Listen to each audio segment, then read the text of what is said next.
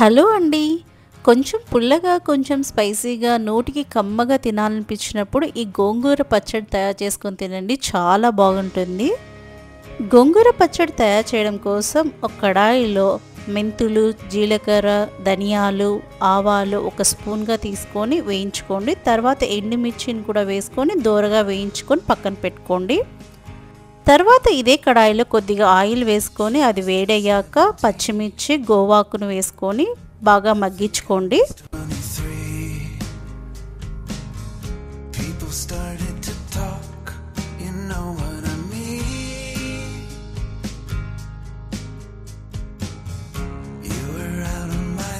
ఇలా గోవాకు మెత్తగా ఉడికిన తర్వాత కాస్త చల్లారనివ్వండి.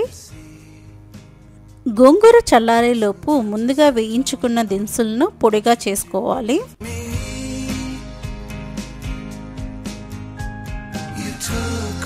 ఇవన్నీ బాగా దంచుకున్న తర్వాత ఇందులో ఉల్లిపాయ ముక్కలు, నానబెట్టుకున్న చింతపండును, కల్లుప్పును వేసుకొని కొద్దిసేపు దంచుకోవాలి.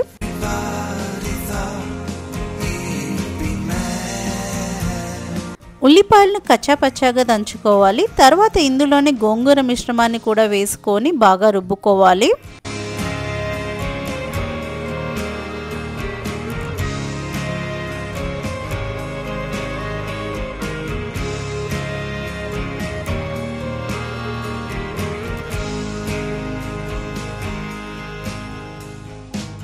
ఈ గోంగూర పచ్చడిని ఒక గిన్నెలోకి తీసుకొని పక్కన పెట్టుకోండి.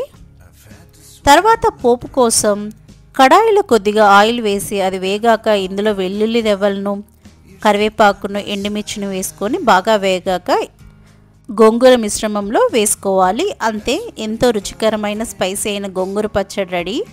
వేడివేడి అన్నంలో గోంగూర పచ్చడి నెయ్యి వేసుకొని కలుపుకొని తింటే ఆ రుచిని ఆస్వాదిస్తూనే ఉండొచ్చు.